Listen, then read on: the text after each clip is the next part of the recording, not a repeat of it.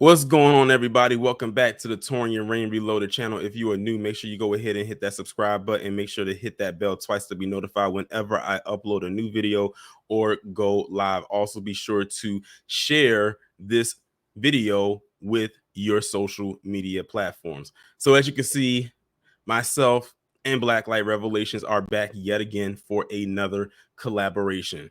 Rob, let the people know who you are just in case they don't already know, even though they should already know.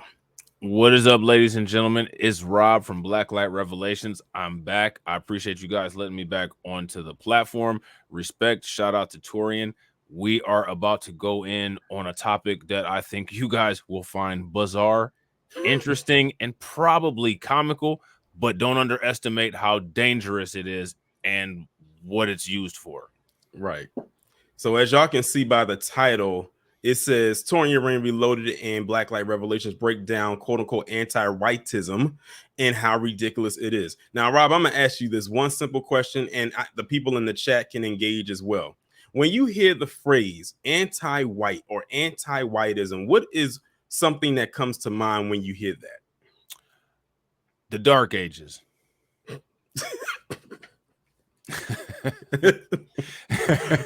Someone could say that's anti-lightism. Right. That's hilarious. Yeah, but like, we know what anti-whiteism is. It's basically like crying about dissolving privilege. That's it. Yeah, it's like really simple, and like we've heard several people who definitely are anti-black, which is indeed a thing and has been proven throughout history that it is.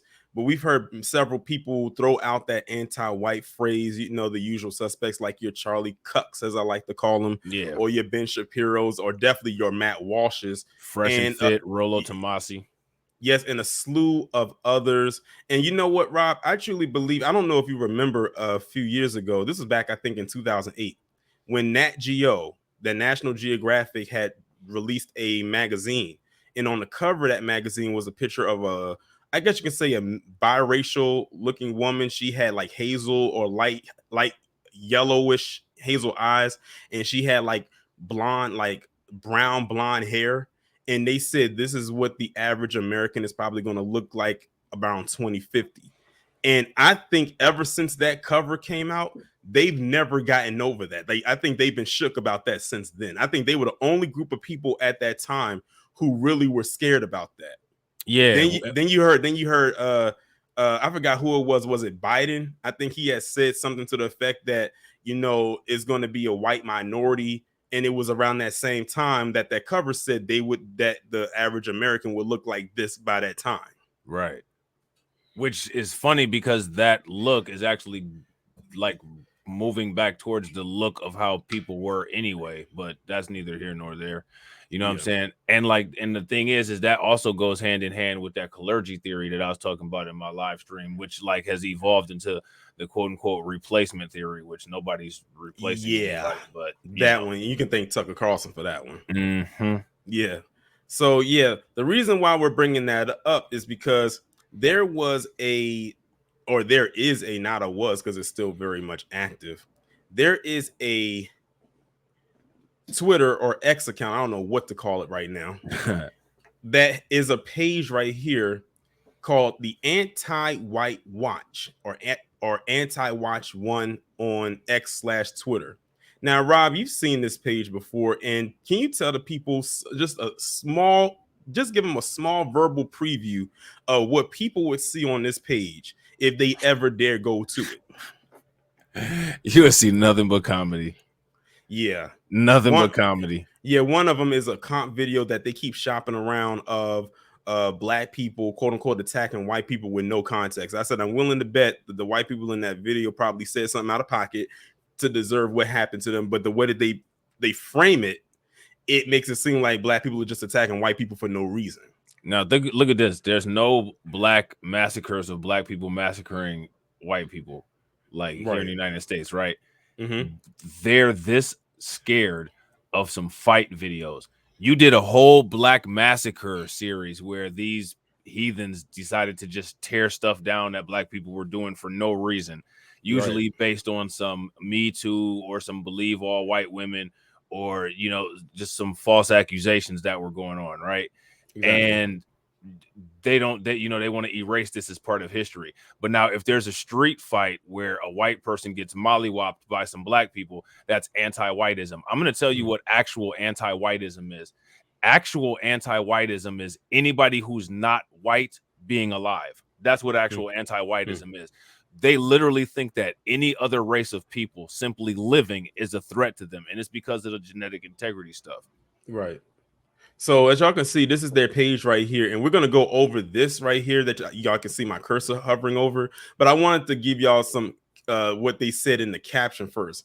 Hashtag ethnic European / white. Now this is their pin post. Like this is like their mission statement. This is like the whole reason of existence right here. And by the way, in the quoted tweets, the people was lighting their ass up. I just want people to know that people was getting them in the quoted. I should say quoted repost, because you can't. It's not retweets anymore. But they was going at them for this post right here, and I think they made this back in February, and they pinned it up because they have to let the people know why they're here. But their caption reads, hashtag ethnic European / white folk are facing an existential threat to our people and nations. Hashtag anti-whiteism. We all recognize it when we see it, yet lack a framework for enumerating it. In collaboration with Way of the World, at Clout_Arminus, and at Solidarity Europe, and at Patrick Based MN, we outline it here. Now, if you look right here on the side, it has their bios. The anti-whitewash, their bio says documenting and compiling data on violence, hate, discrimination, and bigotry directed at ethnic Europeans. The Way of the World one says friend of Western kind. Globalism is satanic, mostly memes, DM submissions. And this Klaus Arminus one says 25. I'm guessing that's their age. Pan-European. Now, Rob, have you ever heard that before? Pan-European. I've heard of Pan-African, but I never heard of Pan-European. Again, it's always copy work. Right. Then it says husband, history lover, independent reporter, covering stories the media hides.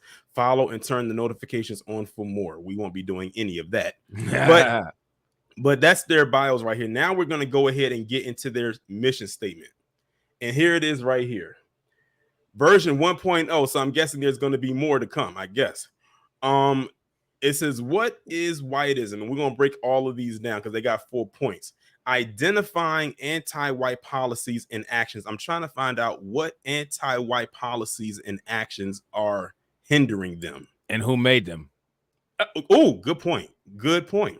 Because it's funny because the people that they post up on their page saying that black people are like doing this stuff to them, attacking them with no context, might I add. But the ones who's making the policies look just like them. Yeah. Interesting. So the first point they have is dispossession. They said the social, political, and economic disenfranchisement of ethnic Europeans in their homelands through policies such as mass immigration, diversity quotas, and multiculturalism that undermines ethnic European identity. What that actually translates to is other people being on the planet inconveniencing white people by being here. Because again, the only people that have ever literally been on a global diversification mission is white people. White people diversified everywhere outside of Europe. Exactly. Like I said, they hate that word diversity. Yeah, that word is like kryptonite to them. And not only did they go to other places and integrate into other people's societies, but they actually created new ethnicities and new races of people. Exactly. you know what I mean? Yeah. Right. So again, all of this is a problem that they all created, and now they're outraged about it. And last time I checked, it was a lot of people that was upset about the immigration policies and people outraged about Germany. Angela Merkel made all those policies, and so does the UN and the World Bank and all of that. And those are white people. Nobody black, what I'm saying? Nobody that's not white is doing any of that. These are policies and stuff made by these people that are affecting them in a negative way. And it is what it is. They always say the pen is mightier than the sword. Yeah. So this next one is called defamation. It reads, use of libels, slurs, and slander meant to discredit the legitimate concerns of ethnic Europeans or dehumanize them as a group, including conspiracy theories and concepts such as white privilege, white fragility, and critical race theory, which normalize anti-white tropes. I barely got through that one. That was kind of funny. Well, none of those are conspiracy theory. All of them are true, and they forgot Karen. Yeah. Who was the one? Wasn't it Matt Walsh that tried to say that Karen was a slur against white women? It was worse than the N-word. You know, it came out of those fields of plantations that those white women were working so hard in. You know. It's very interesting when you see some of the framing in the words when they say defamation, because some of the stuff that they put in here was definitely used against black people and still is. Well, everything by them. Well, right, and everything that's put in there in context of they're saying it is defamation, like it's true. Mm-hmm. The next one says denial, which a lot of them definitely live in that. Preventing delegitimizing or attacking the rights of ethnic Europeans to form or maintain countries and institutions that represent their unique ethnic interests. The denial of national rights afforded to other groups which are not recognized for indigenous Europeans for their ancestral lands or countries historically founded and populated by ethnic Europeans. Let's start there. Where are the people who are classified as Europeans' ethnic ancestral lands?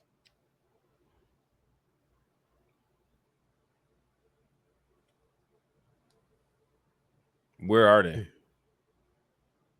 Can they tell us? Can they point it out on a map? Right. Can anybody? Someone cue the Jeopardy theme song. Right. Like this is just very interesting because, like, again, they're throwing themselves. You know what this denial one's saying to me? That we're victims. Aren't they the same ones that tell black people to stop being victims and stop playing in victimhood? Mm-hmm. Yet that's what they're doing right here. They're trying to be the victim and the oppressor at the same time. I've said this numerous times before. Both sides of the argument. Cultural practice. Exactly. And they try to I said if they're real slick with it, they can get away with it. But when it's like in your face and it's blatant like this, is like, okay, we see what you're trying to do. It's not really working, but okay, fine, whatever. Right. It's kind of like that song, It's My Party and I'll Cry If I Want to. That's literally what this is right here. Right. These people they're living in their truth. Oh God. The last one says replacement. Any action or policy that seeks to limit, remove, or erase ethnic Europeans from positions in education, politics, and society, substituting foreign people in their place.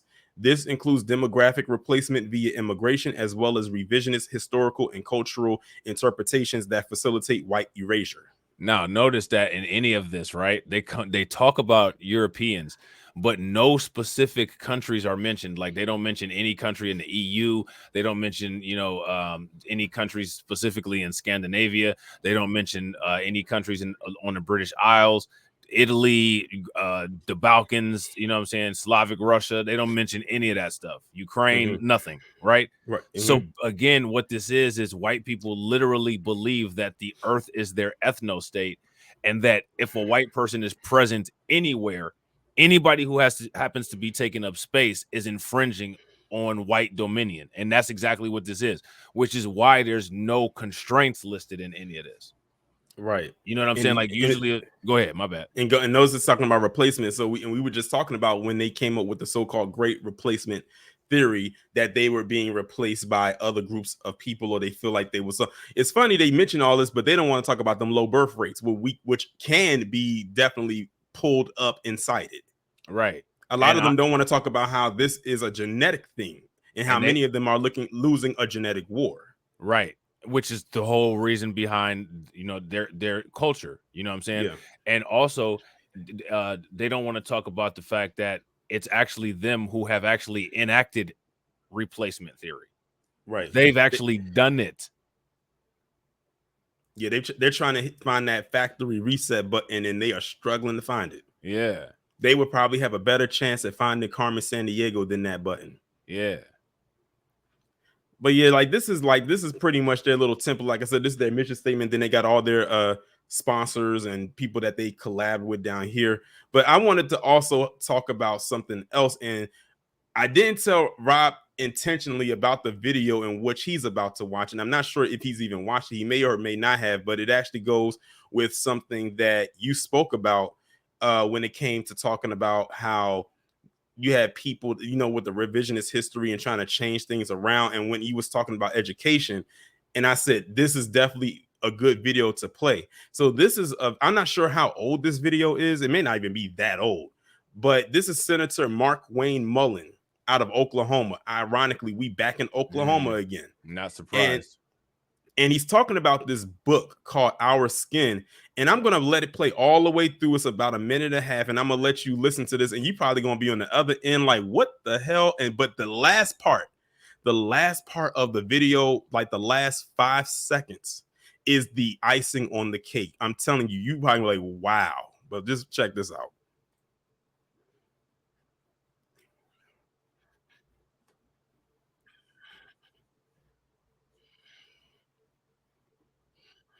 I think you got to flip the screen, bro. I'm glad you said that. We ain't editing nothing. This is all raw and uncut right here. Yeah, right. I'm glad you said something. Let's run it back. I'm going to read exactly what this book says. You guys might find it interesting.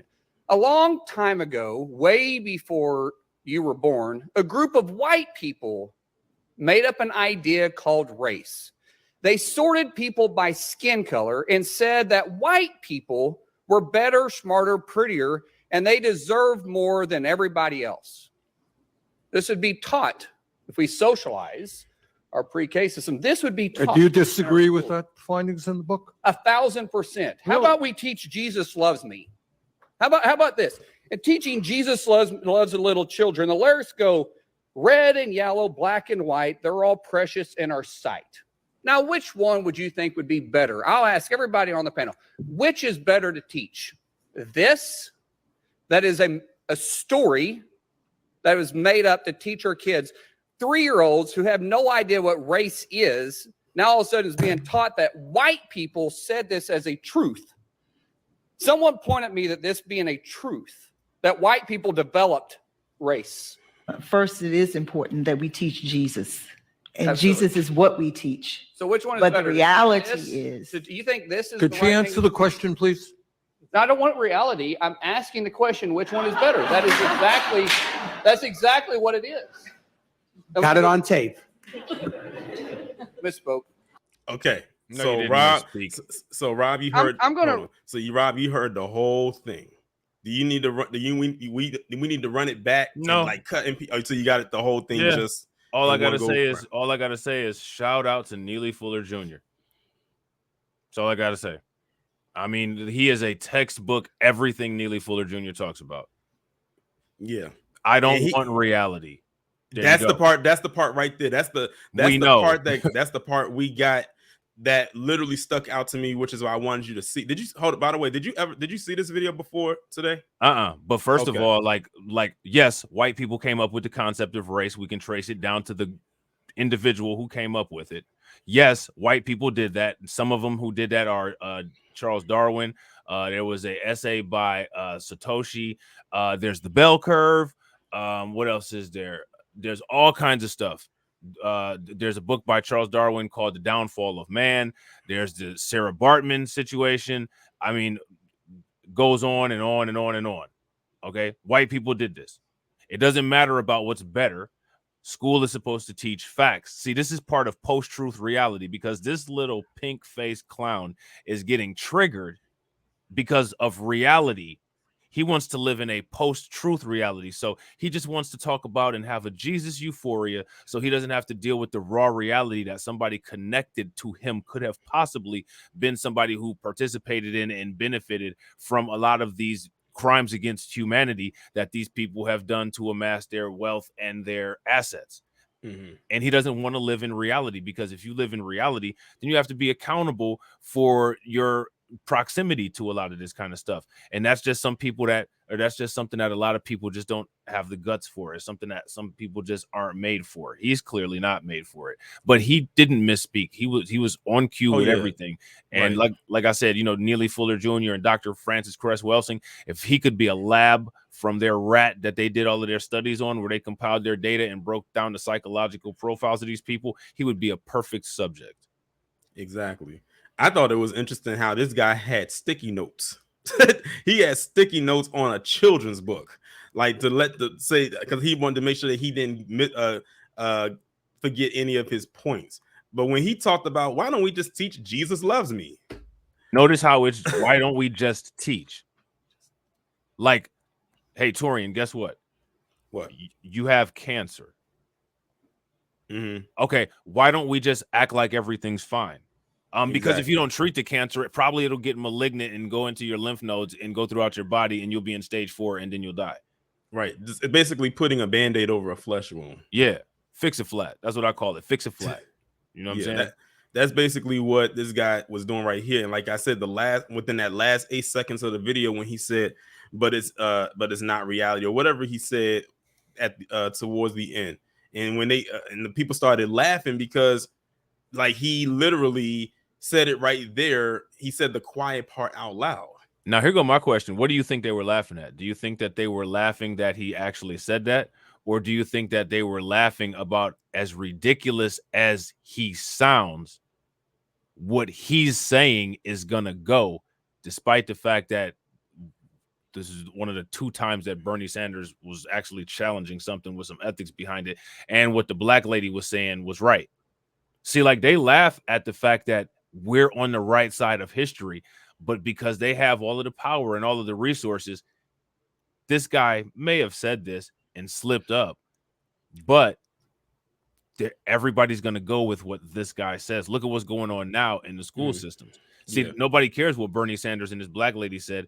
If you hold white people accountable because little Timmy might start crying, it's better that we just talk about Jesus, who, I mean, there's no, like, let's no offense to anybody that's in the comment section that may be religious, but it's difficult to prove a lot of things from various religious concepts. I'll say that to not be, offensive to your audience, Taurean, but you can definitively prove everything that this guy is saying. Notice he didn't say like none of this was a lie or anything like this. This is what you want to teach kids. This is what you want to teach kids. Yes, I want to teach kids that, so that my kids have it ingrained in their memory what they're dealing with as they go through the day, and the different people that they come in contact with, how they need to conduct themselves and how they need to protect themselves. Yes, I need to know that. Exactly. Again, he wants to teach his own form of a reality, whatever that is, being taught, because again, it goes back to that white fragility, which is the whole purpose of this video. Like when they talk about anti-whiteism and all types of stuff, like, I wouldn't be surprised if he follows that page. Yeah. Well, look at all of the policies that are being passed.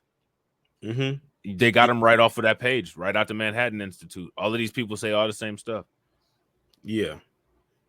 And you remember what happened a couple weeks ago when you out there in Oklahoma, where they basically deny the survivors of Tulsa, of Black Wall Street, from getting reparations. Yeah, and remember, he most likely was. I wouldn't be surprised if he was a part of that crew. Yeah, I wouldn't be surprised if all of those people were descendants of those people who burned down Wall Street.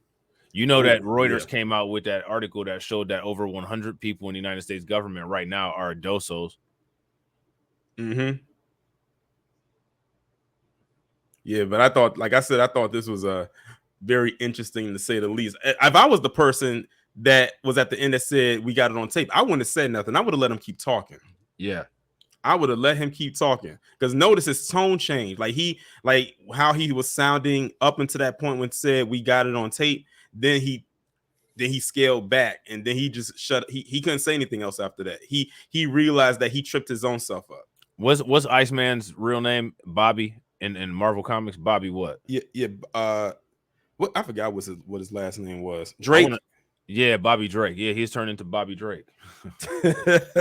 Gonna start calling. There goes some code for you, Bobby Drake. We're gonna call these cats Bobby Drake out here. Yeah. But yeah, this is the people who's in power, quote unquote. But remember that anti-white whatever we just went over before this video, they're quote unquote being replaced. How is this being replaced? It looks like he's in some kind of a position. He's a senator. He is in a position of power. He can affect things, and he's replacing truth because white people did come up with the system of race, the social construct of race. Yeah. To benefit them, but now that it's starting to slightly work against them in some aspects, now they want to renege on it. Now they want to say, well, I don't see color. Y'all always bringing up race. Race isn't everything. You're American. I find it very interesting, Robin. You probably picked up on this too, and everybody who's watching. When it comes to the Olympics, when you have black people that's in the Olympics, whether it's track, gymnastics, basketball, places where a lot of black people dominate at, they're American when they're winning these medals.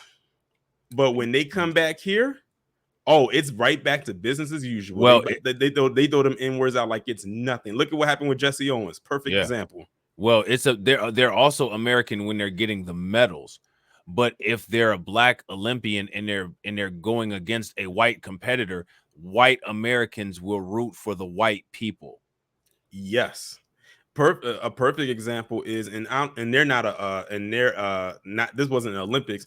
Look at Floyd Mayweather and Conor McGregor. Yes, Conor McGregor is Irish. Where's the patriotism? Exactly. Like Floyd Mayweather is an American, right? A foundation. Conor McGregor is Irish, and he's from Ireland. It's not like he's Irish American. It's not like he was first generation born here. And to Irish immigrants, he was born in Ireland. And Conor McGregor is a thug. Yes, he's a degenerate. He's a guy that punches old people in the face at the pub.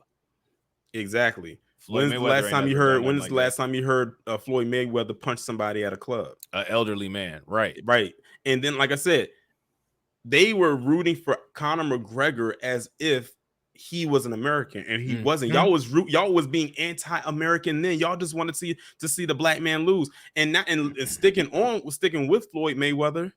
Let's look at when he was fighting Manny Pacquiao. So we went from Ireland. Now we're in Mexico. Now we're dealing with the Asian. So is Manny Pacquiao? Is he? I thought he was Filipino. He's Mexican. I'm not sure. I got to look it up. But regardless, it was a person that wasn't white, and they just wanted to see the black person beat. Oh, you know what? He is Filipino. He's Filipino. Okay, he's Filipino. Yeah. So like you had the people from. Not only did you have people from the Philippines rooting against Floyd Mayweather, and it's typical because of course you're gonna root for the person who represents your nation. But when I was looking at the comments, I saw so many of them calling him the N-word, and I'm looking at the people over in the Philippines like, y'all do realize that y'all are like the N-word of them. Well, and then not to mention that's where a lot of passport bros go to find love, life, and liberty, and whatever else. Yeah, but then like I said, speak like with them. But then you also had other white people rooting for Manny Pacquiao too. Oh yeah, against Floyd. So when they try to tell us we need to stop making everything about race, y'all do that. Again, you created what race is. Y'all created a caste system and a hierarchy and everything. Like I said, you can't just go back on it now. Something that you've had in this system in place for hundreds of years to benefit you, but now that you're getting pushed back. That you don't want. Now you don't want it anymore. That's not how this works. Now, my thing is this. If you really want to get rid of race, one thing you will have to get rid of is white supremacy. And we know none of you are going to do that. Right. I want to, you know what, Rob? This is one thing I've always, wanted to ask, and you can answer this as well. If they had to be led to the guillotine and they said, we'll let you live, but you have to give up. You have to do one of two things. The first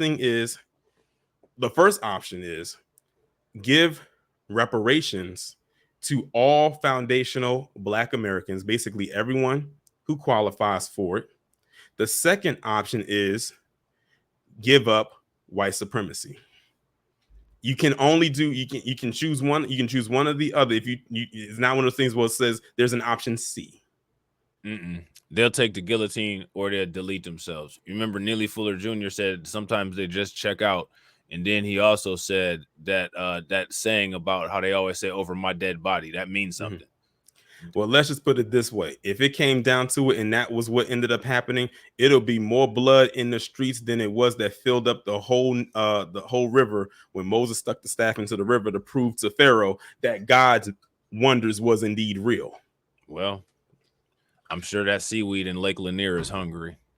Oh, that's another option. Let's go take a dip into Lake Lanier. I bet you many of them will take that dip and probably won't make it back up. Because they probably feel like that's the easier option to go with. Yeah. But that was pretty much it, Rob. That was pretty much it. Pretty short. You know, we got our points across. I did want to say one more thing, though. Go ahead. When white people bring up, why are you making it about race? And they bring that up to a black person. Any black person that gets that thrown at them should always say, any non-white person responding to an issue interpreted as race is a response to a white creation. Definitely. Because if white people had never came up with race, then nothing would be about race. Right. They came up with it as a way to identify and weaponize it to create an artificial integrity structure to where they can boost their class and have a constant access to resources and privilege. It's a pyramid scam. Right. And like I said, going back to the title of us breaking down anti-whiteism, which didn't take long to do, and how ridiculous it is. Y'all saw that list that we read, and you heard that and watched that video of the senator of Oklahoma. That's a perfect. Those are two examples of how ridiculous it is. Because not only is it so easy to debunk, it simply does not exist. Right. Now, it's not real. It's basically a phantom. Right. And I was just about to say, on that list of things of anti-whiteness, I didn't see not seeing color as one of the anti-white things. And that should be part of the anti-white things, because that's replacing their beloved whiteness with not seeing color. Exactly. But anyway, everybody, that's pretty much going to wrap up this collab session. A shout out to everybody who came through. First of all, also shout out to you, Rob, for coming back on here again. Anytime you invite me, bro, I'm down. Yeah, so we can debunk this endless block of nonsense and chaos and madness and all other things. Insanity, delusion. Yes, literally, this is pure utter delusion. Yeah. And the fact that people fall for it is crazy. Wild. But yeah, that's going to pretty much wrap up this collab. Again, shout out to everybody who is new and subscribed to the channel. Again, if you haven't done so, make sure to like the video, share the video on your social media platforms, and I will talk to you in the next one. Be safe and be one.